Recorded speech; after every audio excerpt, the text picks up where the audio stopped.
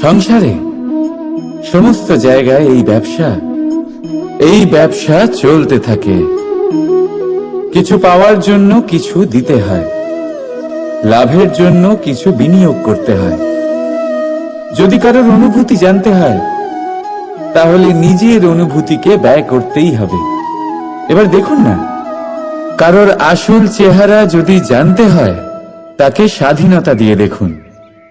যদি কারোর মনের শুদ্ধতা জানতে হয় তাহলে তাকে ঋণ দিন। যদি কারোর গুণ জানতে হয় তাহলে তার সাথে একসঙ্গে বসে ভোজন করুন।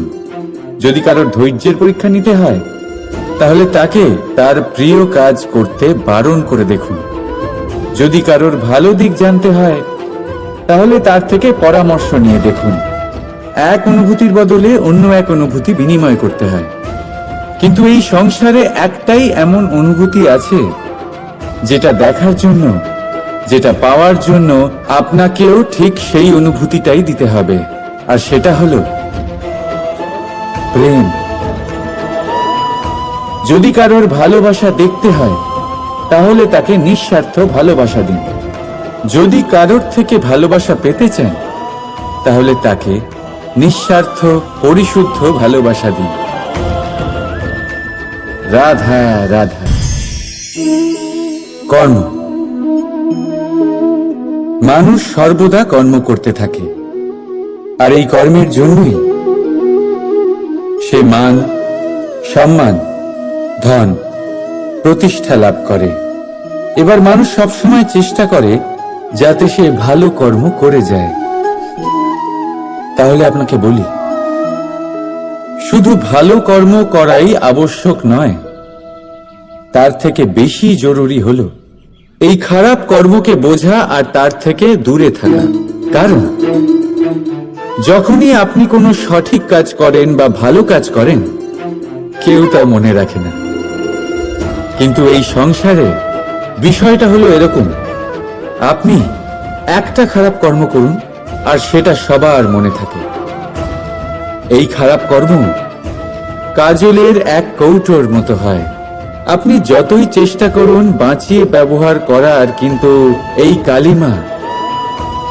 কালিমা কোথাও না কোথাও অবশ্যই লেগে থাকে। সেই জন্য জীবনে ভালো কর্ম অবশ্যই করুন, কিন্তু তার থেকেও বেশি জরুরি হলো এই খারাপ কর্মের থেকে দূরত্ব বজায় রাখা, আর এটা অবশ্যই করবেন। রাধা রাধা। এই সংসারে প্রত্যেক ব্যক্তি বড় কিছু করতে চায়, এমন কিছু যা এই সংসারে কেউ আগে কখনো করেনি। এমন জায়গায় পৌঁছতে চায় যেখানে এর আগে কেউ কখনো পৌঁছতে পারেনি, আর কেউ এতে সফলতা অর্জন করে। কিন্তু কিছু মানুষ অসফল হয় কেন? এটাই আমার প্রশ্ন। না তো তাদের ইচ্ছেতে কোনো কমতি থাকে, না কমতি থাকে তাদের চেষ্টায়। তাহলে কেন এরা পিছিয়ে পড়ে? এর উত্তর বড়ই সরল। এই সংসার। আপনাদের বলি কিভাবে।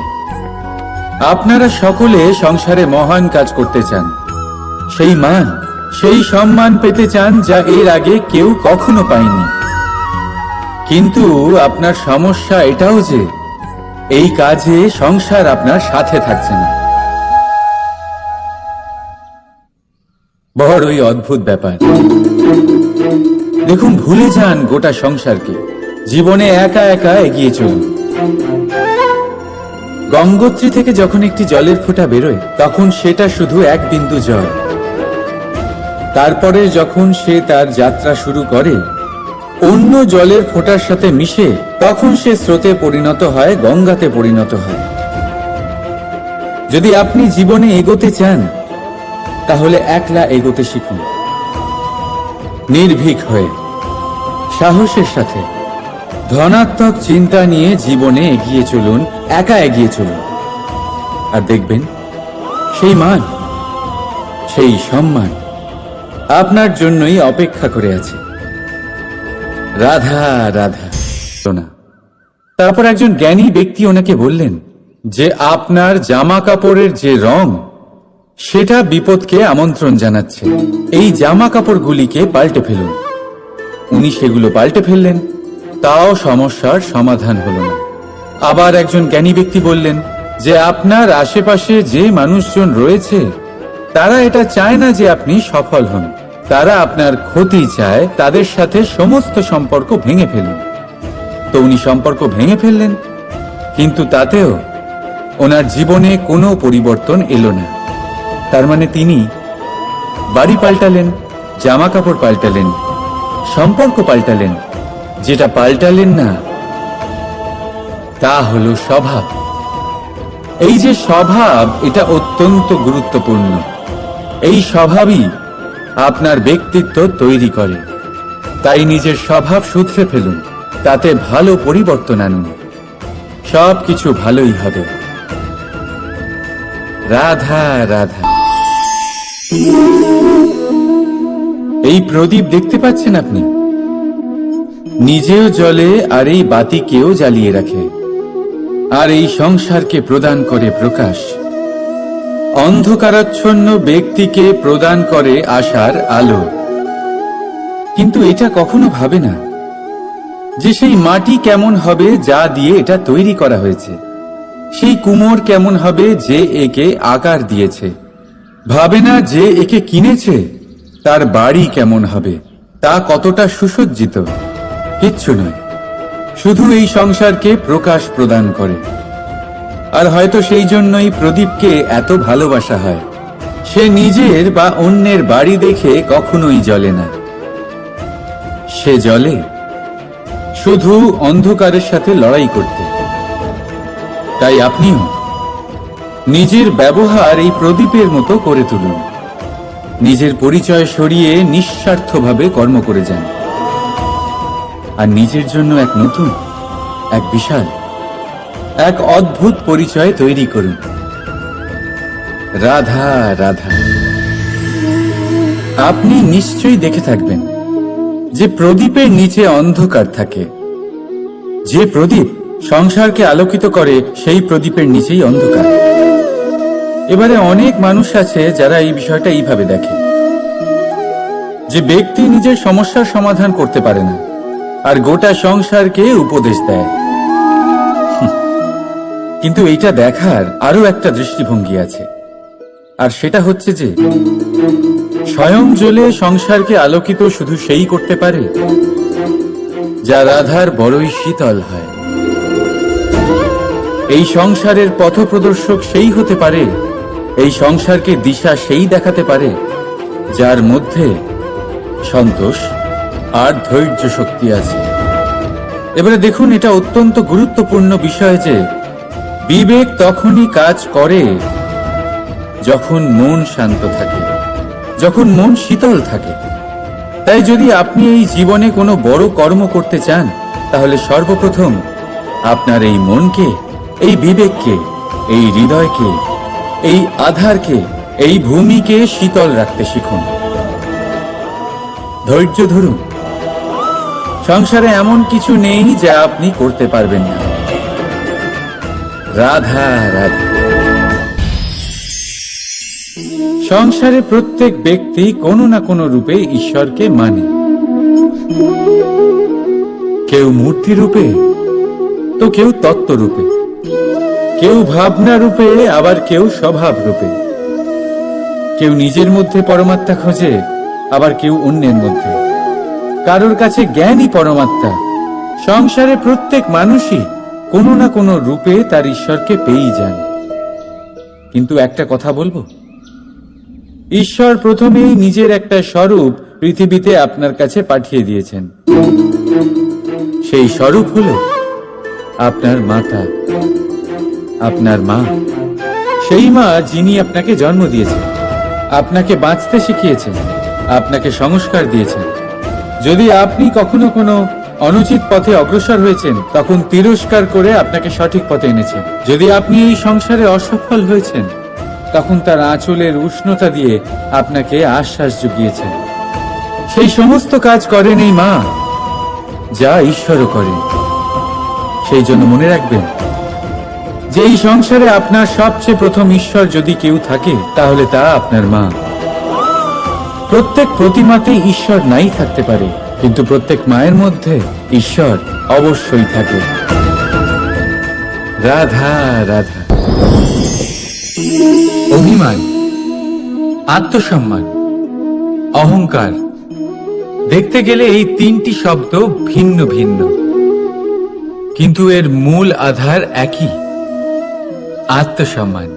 এবার যদি কথা বলি আপনার শরীরের, আপনার সংস্কৃতির, আপনার সম্পর্কের, তাহলে অভিমান থাকা স্বাভাবিক।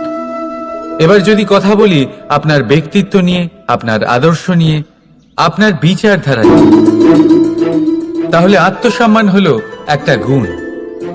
যদি এইভাবে বলা হয় যে আমি এই কার্য কারোর সাহায্য ছাড়া, সহযোগিতা ছাড়াও করতে পারি, তাহলে এটা আত্মসম্মান, আর এটা সঠিক।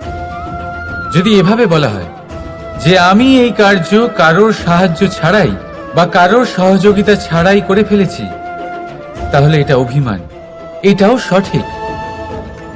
কিন্তু এই কার্য শুধুমাত্র আমিই করতে পারি আর কেউ নয়, এটা অহংকার। তাহলে এই শব্দ এবং তার অর্থ বোঝার চেষ্টা করুন। জীবন ধারণের এক নতুন পথ খুঁজে পাবেন। রাধা রাধা। ক্রোধ, লোকে বলে যে এই ক্রোধ পাপেরই মূল, কিন্তু সত্যি কি এই ক্রোধ পাপের মূল? একটু ভেবে দেখুন, এই ক্রোধ বাস্তবে আসলে কি? এই ক্রোধ একটা অনুভূতি যা আপনার মধ্যে হঠাৎই অসীমিত তেজ সঞ্চালন করে। এবারে আমি আপনাকে কিছু উদাহরণ দিচ্ছি যাতে আপনি বুঝতে পারেন যে ক্রোধ আপনার জন্য ভালো কি না। যদি কারোর সাথে অন্যায় হয় আর এটা দেখে আপনার ক্রোধ হয়, আর এই ক্রোধ আপনাকে তার সাহায্য করতে প্রেরণা যোগায়, তাহলে এই ক্রোধ অবশ্যই ভালো। যদি কোথাও আপনি দেখেন যে কোনো নারীর উপরে অত্যাচার হচ্ছে আর সেটা দেখে আপনার ক্রোধ হয়, আর এই ক্রোধ আপনাকে তার সাহায্য করতে সাহস যোগায়, তাহলে এই ক্রোধ অবশ্যই ভালো। যদি এই সংসারে কোথাও আপনি কোনো অনৈতিক কাজ বা ছলনা দেখেন আর আপনার তাতে ক্রোধ না হয়, কিছুই অনুভব করেন না, তাহলে এটা কাপুরুষতা। তার মানে এটাই যে আপনি আপনার মনুষ্যত্ব হারিয়ে ফেলেছেন। তাই এটা বোঝার চেষ্টা করুন, আপনার ক্রোধের তেজের ব্যবহারের উপরে নির্ভরশীল হলো এই ক্রোধ আপনার জন্য পাপের সমান, নাকি এই ক্রোধ আপনার জন্য পুণ্যের স্থাপক। রাধা রাধা। মোহ কোনো বস্তুর উপরে থাকে তাহলে তা লালসা হয়ে যায়। মোহ কোনো বিশেষ ব্যক্তির উপরে হয়ে গেলে তা প্রেম নয়, আকর্ষণ হয়ে যায়। মোহ কোনো চাহিদার উপরে হয়ে গেলে তা বাসনা হয়ে যায়। মোহ বিজয়ের উপরে হয়ে গেলে তা কুণ্ঠা হয়ে যায়। মোহ নিজের সংস্কৃতির উপরে হলে আপনাকে সংস্কৃতির রক্ষক বানায়।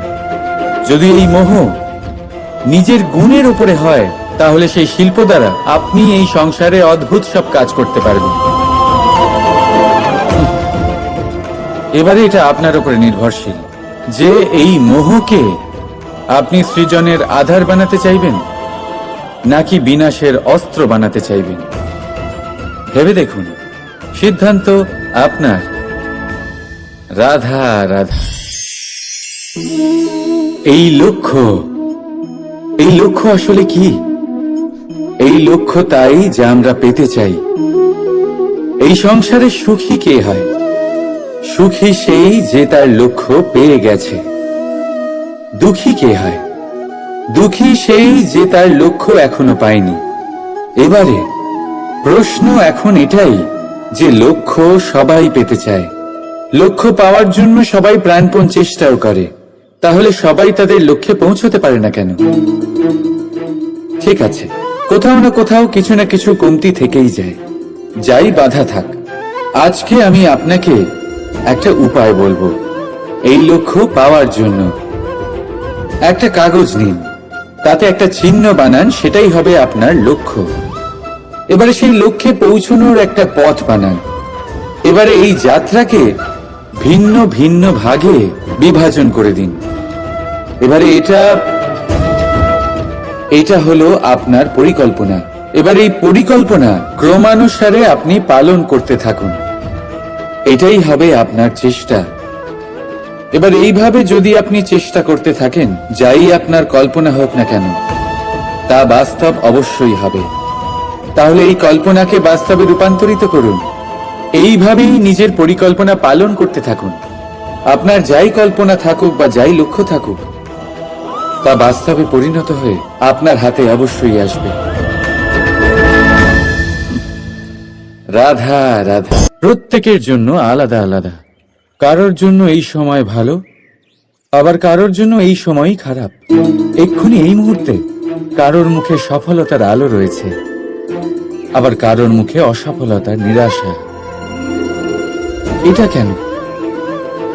কেন এই সময় কারোর জন্য শ্রেষ্ঠ, আবার কেন তা কাউকে নিরাশ করে?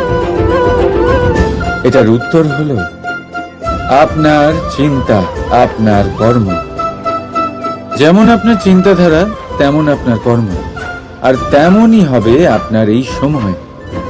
আপনি জীবনে সুখ তখনই পাবেন যখন আপনি কারোর মুখে আশার আলো এনে দেবেন। আপনি আনন্দ তখনই পাবেন যখন আপনি কাউকে খুশি করবেন। হ্যাঁ, এটা ঠিক যে কাউকে খুশি করা সবসময় আপনার হাতে নেই, কিন্তু আপনার হাতে এটা অবশ্যই আছে যে আপনি কাউকে দুঃখ না দেন, কাউকে নিরাশ না করেন।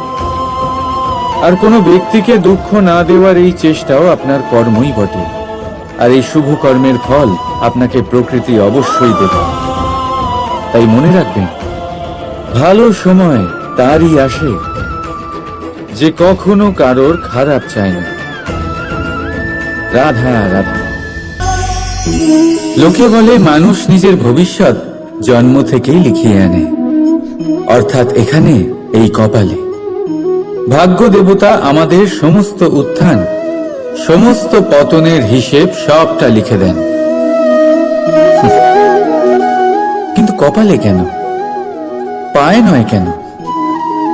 যদি পায়ে লেখা হয় তাহলে আমরা পড়তে পারবো, যদি কপালে লেখা হয় আমরা ছাড়া বাকি সবাই পড়তে পারবে। এবারে আমাদের কপাল এখানে তাই প্রতিফলিত হয় যা আমাদের মস্তিষ্কে আছে, আর মস্তিষ্কে থাকে আমাদের ভাবনা। তাই এই ভাবনার ধনাত্মক হওয়া অত্যন্ত জরুরি। এতে বিকাশের জন্য স্থান রাখুন, এতে সবাইকে একসাথে নিয়ে চলার ভাবনা রাখুন। আর বিশ্বাস করুন, আপনার মস্তিষ্কের এই ভাবনা সাফল্য রূপে আপনার কপালে অবশ্যই লিখিত হবে, কারণ আপনার ভাবনাই সত্য হয়ে আপনার জীবনে আসে। রাধা রাধা। সে আপনার জীবনের সেই মুহূর্তই আছে যা আপনার হাতে আছে, অন্য কিছুই নয়। আপনার হাতে আছে আপনার কর্ম। যে জীবনে দুর্ভাগ্যে হতাশ হয় না, যে অসফলতার জন্য ভেঙে পড়ে না, সেই এই জীবনে বিজয়ী হয়। বলুন, যখন আপনার জীবনে কিছুই ছিল না, কি করেছিলেন? পরিশ্রম করেছিলেন, লড়াই করেছিলেন, আর সেই সব কিছু পেয়েছেন যা পেতে চেয়েছিলেন। তাহলে আজ সব পাওয়ার পর ভয় কিসের? সেই সব জিনিস কি আপনাকে পরিশ্রম করার থেকে আটকায়? না। সেই জন্য নিজের হাতের রেখায় কখনো নিজের পথ খুঁজবেন না, কারণ এই সংসারে যাদের হাতই নেই তারাও নিশ্চিতভাবে তাদের নিজের পথ নিজেই বানিয়ে নেয়। তাহলে আপনার কি নিয়ে চিন্তা? রাধা রাধা।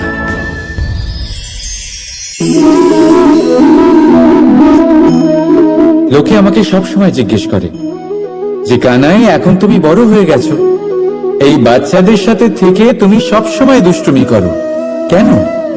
তুমি বড় হয়ে গেছো, বড়দের মতো থাকো।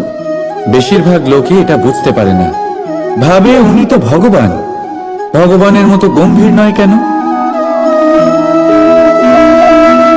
এবারে আমি কি করে বোঝাবো সবাইকে যে আমার ভগবান হওয়ার পিছনে যে সবচেয়ে বড় রহস্য কেই আসে? কারণ বাচ্চাদের থেকে বড় কোনো ভগবান হয় না। এবারে দেখুন না, পুরাণ আর বেদের কোনো জ্ঞান নেই ওদের, কিন্তু খুব ভালোভাবেই জানে যে একজন উদাস ব্যক্তির মন কি করে ভোলানো যায়, কি করে তাকে আনন্দ দেওয়া যায়। আর এ এক বিশাল ব্যাপার। কোনো ন্যায়, কোনো নীতির জ্ঞান নেই ওদের, কোনো ভেদাভেদ করতে জানে না। কিন্তু এটা অবশ্যই জানে একজন একা অজানা ব্যক্তিকে নিজের দলের সদস্য কি করে বানাতে হয়, কি করে তাকে আপন করতে হয়। আর এক বড় ব্যাপার, এই বাচ্চাদের থেকে অনেক কিছু শেখার আছে। তাই আপনারাও নিজেদের জীবনে গম্ভীর হওয়ার চেষ্টা কখনোই করবেন না। আর যদি করেন তাহলে এই সংসার খুবই নিরস লাগবে আপনার। আপনিও বাচ্চাদের মতো নিষ্পাপ থাকুন আর নিজেকে আনন্দে রাখুন। লাভ আর ক্ষতির ঊর্ধ্বে গিয়ে সম্পর্ককে দেখুন। জ্ঞান অর্জন করার পরিবর্তে ভালোবেসে সম্পর্ক পালন করুন। আপনি নিজেই বুঝে যাবেন যে এই সংসার কতটা সুন্দর। রাধা রাধা। দেখতে গেলে মানুষ এই সময়ের হাতের খেলনা। কখনো আমাদের সময় ভালো হয়, আবার কখনো খারাপ। কেউ সময় আসার প্রতীক্ষা করে, আবার কেউ সময় যাওয়ার প্রতীক্ষা করে। কিন্তু এই সময় কারোর হাতে ধরা দেয় না। এই সময় যা কেউ দেখতে পায় না, এটা সবাইকে সবকিছু দেখিয়ে যায়। দেখিয়ে যায় যে আপনকে আর পরকে, আমাদের শুভাকাঙ্ক্ষীকে আর ক্ষতিকে চায়, আমাদের মিত্রকে আর আমাদের শত্রুকে। এই সময় আপনাকে দেখায় যে আপনি কতটা শক্তিশালী, সেই সময় আপনাকে দেখিয়ে যাবে আপনি কতটা দুর্বল। এই সময় সব কিছু দেখিয়ে যায়। তাই এই সময় যা এতটা শক্তিশালী, তা আমরা নষ্ট কেন করি ভেবে দেখুন। এবারে উঠুন আর এই সময়ের সম্পূর্ণ ব্যবহার করুন, এই সময়ের সদ্ব্যবহার করুন। কারণ এই সময়কে ব্যবহার করাটাই আপনার হাতে রয়েছে, আর কিচ্ছু না। আর এই সময় একবার বয়ে গেলে তখন যাই করুন না কেন কখনো ফেরত আসবে না। সময়ের সদ্ব্যবহার করুন আর সবার মধ্যে আনন্দ ছড়ান। আর আসুন আমার সাথে ভালোবেসে বলুন, রাধা রাধা। এই পদ্ম ফুল দেখতে পাচ্ছেন? এর অভ্যেস হলো জলস্তরের উপরে ভাসা। সেই জন্য জলাশয়ের জলস্তর যখন বৃদ্ধি পায়, এই যে ফুলের কাণ্ড দেখছেন সেটাও বাড়তে থাকে, যাতে এই ফুল জলস্তরের উপরে থাকে। কিন্তু যখন সেই জলাশয়ে জলস্তর নামতে থাকে, সেই কাণ্ড নিজেকে ছোট করতে পারে না, আর এই ফুল নিজের ভারে নিজেই ভেঙে পড়ে। এবার এটা আমাদের সাথেও হয়। সময়ের সাথে আমরা জীবনে যত সাফল্য পাই, আমাদের জীবনের স্তর বাড়তে থাকে। আর যখন আমাদের সংস্থান কমতে থাকে, আমরা সেই জীবন স্তর ছাড়তে পারি না, আর শেষ পর্যন্ত সেই জীবন স্তরের কারণেই ভারাক্রান্ত হয়ে শেষ হয়ে যায়। সেই জন্য যদি কিছু রাখতে হয়, তাহলে তা হলো দৃষ্টিভঙ্গি। সাধারণভাবে জীবন যাপন করতে শিখুন। সময়ের চক্রও আপনাকে মাত দিতে পারবে না। রাধা রাধা। অনেক সময় আমাদের মনেই ভাবনা আসে যে আমাদের নিরীহ স্বভাবের সুযোগ নিয়ে এই সংসারের মানুষ শুধু আমাদের দুঃখই দেয়। কতবার এমন মনে হয় যে আমরা সবাইকে সাহায্য করার জন্য এগিয়ে যাই আর সকলে আমাদেরই দোষ দেয়। অনেক সময় এমন মনে হয় যে আমরা শুধুই সৎকর্ম করি, সকলের ভালো চাই, কিন্তু সকলে আমাদেরই বিষয়ে খারাপ কথা বলতে থাকে। দুঃখ হয়, কিন্তু আমাদের আমাদের এটা ভেবে দেখা উচিত যে মানুষ আম গাছের গায়ে পাথর ছোড়ে, শাল গাছের গায়ে পাথর কেন ছোড়ে না? কারণ এই আম গাছে পাওয়া যায় মিষ্টি এবং সুস্বাদু ফল। অন্যদিকে শাল গাছ থেকে আমরা কি পাই? শুধুই কাঠ। তাই যদি আপনাকে কেউ কথা শোনায়, আপনাকে কোনো কিছুতে বাধ্য করার চেষ্টা করে, আপনার বিষয়ে অনুচিত কথা বলে, তাহলে নিশ্চয়ই আপনার মধ্যে এমন বিশেষ কিছু আছে যা তাদের মধ্যে নেই। নিজের মধ্যে আত্মবিশ্বাস বাড়িয়ে তুলুন, ধন্যাত্মক ভাব আনুন, সৎকর্ম করতে থাকুন।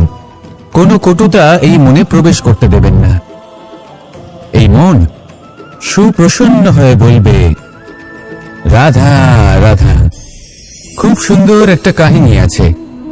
একবার এক ব্যক্তি নিজের অসফলতার জন্য ত্রস্ত হয়ে সময় দেবতার তপস্যা করতে বারবার জয়ী হন, আর আমি চিরকাল পরাজিত হয়ে থাকি। কেন এত পরিশ্রম করা সত্ত্বেও আমি সাফল্য লাভ করতে পারি না? তখন সময় দেবতা উত্তর দিলেন, যে দিন হোক বা রাত, ঝড় হোক বা ভূমিকম্প, রোদ হোক বা বৃষ্টি হোক, সময়ের সূত্রপাত হোক বা প্রলয়, আমি থামি না, আমি চলতেই থাকি। আর সেই জন্য যিনি থেমে যান তিনি পরাজিত হন, আর আমি জয়ী হই। এটাই আমাদের শিখতে হবে। জীবনে সবসময় চলতে থাকুন, কখনো থামবেন না। হ্যাঁ, কিছুক্ষণের জন্য বিরতি নিতে পারেন, বিশ্রাম করার জন্য, নিজেকে আরো সশক্ত করে তোলার জন্য, কিন্তু থেমে যাবেন না। নিরন্তর কর্ম করতে থাকুন, পরিশ্রম করতে থাকুন, তবেই এই সংসার আপনাকে মনে রাখবে। আসুন আমার সাথে ভালোবেসে বলুন, রাধা রাধা। আমাদের মধ্যে এমন অনেক মানুষ আছেন যারা বই পড়তে পছন্দ করেন।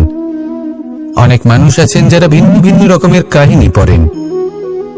এবার পড়তে পড়তে মাঝে এমন একটা অধ্যায় অবশ্যই আসে যা আমাদের হৃদয় স্পর্শ করে যায়। আমরা হৃদয় যন্ত্রণা অনুভব করি, তাও আমরা সেই কাহিনী শেষ পর্যন্ত পড়ি, এবং তখন আমরা বুঝতে পারি যে সেই যন্ত্রণাময় অধ্যায়টি কেন এসেছিল, তার থেকে আমরা কি শিক্ষা পেলাম, এবং আমরা অবশেষে লক্ষ্যেও পৌঁছলাম। কিন্তু যদি সেই যন্ত্রণাদায়ক অধ্যায়টিতে আপনি থেমে যান, আপনি যদি এটা ভাবেন যে আমি আর পড়তে পারবো না, তাহলে আপনি জানতেও পারবেন না যে পরবর্তীতে কি হতে চলেছে। এই মন দুঃখে ভরে উঠবে, মনে প্রশ্ন আসতেই থাকে যার উত্তর আমরা পাই না, নিজেদের লক্ষ্য বুঝতেই পারি না। এইভাবেই আমাদের জীবনেও যদি এমন কিছু হয় যা অত্যন্ত দুঃখজনক, যদি এমন কোনো কঠিন অধ্যায় আপনার জীবনে আসে, থামবেন না। তাহলে আপনার জীবনের কাহিনীর একটি যন্ত্রণাদায়ক দুঃখজনক অধ্যায় মাত্র। শেষ পর্যন্ত এই কাহিনীতে টিকে থাকুন, কর্ম করতে থাকুন। আপনি বুঝতে পেরে যাবেন যে এই কঠিন পরিস্থিতি আপনার জীবনে কেন এসেছিল। আপনি শিক্ষাও লাভ করবেন এবং লক্ষ্যও লাভ করবেন। আসুন আমার সাথে ভালোবেসে বলুন, রাধা রাধা। সমুদ্র মন্থনের সময় দুই ধরনের রত্ন লাভ করা হয়েছিল। প্রথম হলাহল, যার প্রভাব থেকে এই সমস্ত সংসারের জীবের প্রাণ বাঁচানোর জন্য মহাদেব তাকে নিজের কণ্ঠে ধারণ করে নিয়েছিলেন। আর দ্বিতীয় অমৃত, যেটা কিঞ্চিত পরিমাণ মাত্রায় পাওয়া গেছিল। কখনো কখনো জীবনে এমন কোন বস্তু যা আপনি প্রয়োজনের থেকেও অনেক বেশি মাত্রায় ভোগের জন্য লাভ করে থাকেন, তা আপনার জন্য বিষ প্রমাণিত হতে পারে। যেমন জল, প্রয়োজনের থেকে অনেক বেশি মাত্রায় যদি এই জল আসে তাহলে আপনার প্রাণ কাটতে পারে। কিন্তু পরিশ্রমের পরে এক পাত্র শীতল জল দ্বারা আপনি যদি স্নান করে নেন, তাহলে তা আপনার শরীরের জন্য অমৃত হবে।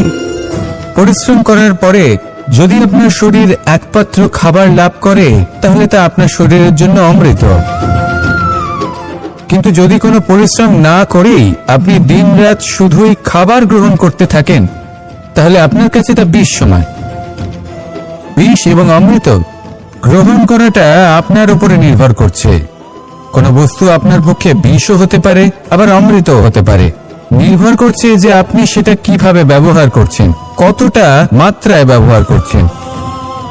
আসুন আমার সাথে ভালোবেসে বলুন, রাধা রাধা। এবার এই পুরুষার্থের বিষয়ে আপনারা অবশ্যই শুনেছেন। মুখ্য চতুর্থ পুরুষার্থ। আপনারা কি জানেন এই মুখ্য আসলে কি? ধর্ম, অর্থ, কামনার পালন করতে করতে মৃত্যু লাভ করা এটাই কি মোক্ষ? না, মোক্ষ হলো সেটাই যা জন্ম এবং মৃত্যুর ঊর্ধ্বে। প্রত্যেক ব্যক্তি, প্রত্যেক জীবই সংসারে কোনো না কোনো বিশেষ প্রয়োজনে আসে। ধর্মপথে, সৎপথে অর্থ উপার্জন করা, প্রয়োজনকে পূর্ণ করার চেষ্টা করতে করতে সেই প্রয়োজনকে পূর্ণ করা তাকে মুক্তির পথে নিয়ে যায়, যা হলো মোক্ষ। যদি এই মোক্ষ লাভ না হয়, তাহলে মানুষ জন্ম এবং মৃত্যুর এই চক্রে বারবার ফিরে আসবে। তাই নিঃস্বার্থভাবে সদ্ভাব নিয়ে কর্ম করুন, সকলকে ভালোবাসুন, আর আমার সাথে বলুন রাধা রাধা।